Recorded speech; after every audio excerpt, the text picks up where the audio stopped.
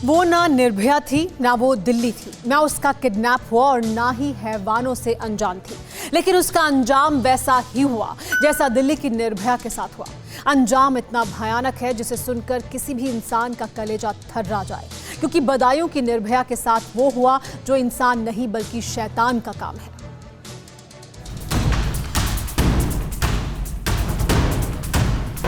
एक मंदिर, 3 शैतान और एक अबला। दास्तां ऐसी जिसे सुनकर दिल दहल जाएगा। शाम का वक्त था। 50 साल की महिला मंदिर गई थी, जहां महंत के चोले में राक्षस बैठा था। उस शैतान के 2 चेले भी थे। अकेली अबला को तीनों ने मिलकर दबोच लिया। इसके बाद दरिंदगी की सारी हदें पार कर दी गई। बदायूं के उखैती इलाके में हैवानियत की कहानी जिसने सुनी, सिहर उठा। रविवार की शाम को हुआ क्या था? कब आपकी माँ बाहर गई और कब आप लोगों को पता चला? क्या हुआ? शाम को गई थी वहाँ यहाँ से। जब निकली थी तो ये बोल के गई मंदिर पे जा रहे हैं। फिर रात को 3 लोग आए गाड़ी से, वो हमारी माता जी को वहाँ डाल के चले गए। हाँ जी। उस वक्त कैसी कंडीशन थी आपकी माता जी की? उस वक्त माता जी बोल नहीं रही थी। अच्छा। हाँ, ऐसी आई थी, खत्म आई थी। अच्छा। हाँ जी। फिर आप लोग कहाँ लेकर गए? हम लेके कहाँ जाते, जब वो ऐसे मारी हुई थी। हम तीन बहन भाई थे घर पे। अच्छा। हमारे पास मोबाइल भी नहीं था, उनके पास जो मोबाइल था वो भी तोड़ दिया था। अच्छा। वो खून से सनी थी, सांसें थम चुकी थी। दरिंदों का हौसला देखिए। ना कानून का डर था, ना पुलिस का कोई खौफ। घिनौनी वारदात को अंजाम दे शैतानों ने महिला को उसके घर की चौखट पर फेंक दिया। थाना उघैती में शिकायत की गई तो पुलिस ने भी हदें पार कर दी। फरियादियों को फटकारने वाली यूपी पुलिस ने अपना रिकॉर्ड कायम रखा। गांव में सनसनीखेज वारदात से ग्रामीण आग बबूला हुए तो मामला सुर्खियों में आ गया। बदायूं के उघैती इलाके में एक 50 साल की महिला के साथ गैंगरेप की जघन्य वारदात को अंजाम दिया गया है। हम इस वक्त उसी मंदिर के अंदर मौजूद हैं जहां महिला के साथ गैंगरेप किया गया। इस गैंगरेप में मंदिर का पुजारी, उसका शिष्य और उनका ड्राइवर भी शामिल था।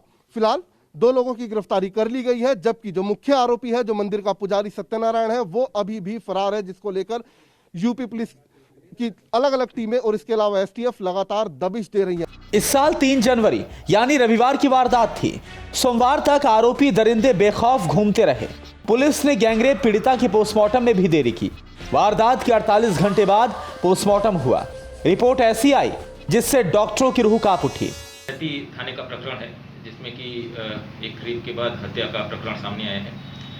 इसमें स्थानीय थाना स्तर से भी कुछ लापरवाही ये हुई कि शिकायत आने से पहले तत्काल उसको संज्ञान में नहीं लिया गया और शिकायत आने के बाद भी थोड़ा डिले किया गया। तो प्रशासन का ये रुख है कि हम कानून व्यवस्था की स्थिति पे किसी भी प्रकार की लापरवाही क्षम्य नहीं होगी। हम इस पर हमारा रवैया काफ़ी सख्त है।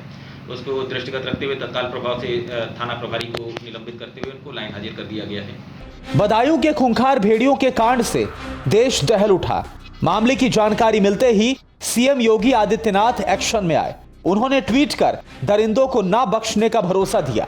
इसके बाद यूपी पुलिस भी हरकत में आई। 2 आरोपियों की गिरफ्तारी हुई।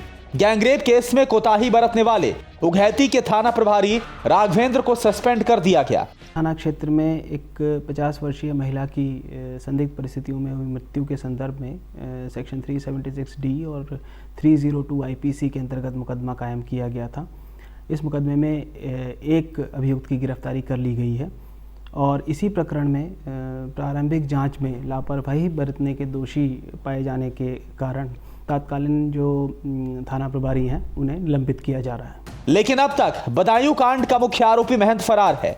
पुलिस की तलाश जारी है। ठीक सामने जो आप ये कमरा देख रहे हैं, दरअसल यही वो कमरा है जो कि बाबा का यहाँ पर बाबा का ऐशगाह बताया जाता है। और ठीक इसके बराबर में जो आप वो टीन शेड देख रहे हैं, वो वहां पर कुआं बताया जाता है।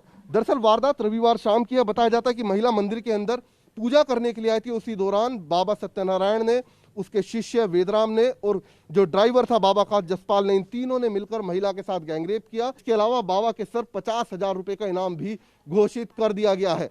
और शुरुआत में जो लापरवाही पुलिस की तरफ से, स्थानीय पुलिस की तरफ से बरती गई थी, उसको लेकर जो उघैती थाने के SHO थे उनको निलंबित कर दिया गया है। कैमरामैन हेमंत के साथ जितेंद्र शर्मा, TV9 भारतवर्ष, बदायूं। अड़ी सोमवार से शुक्रवार शाम 6 बजे सिर्फ TV9 भारतवर्ष पर।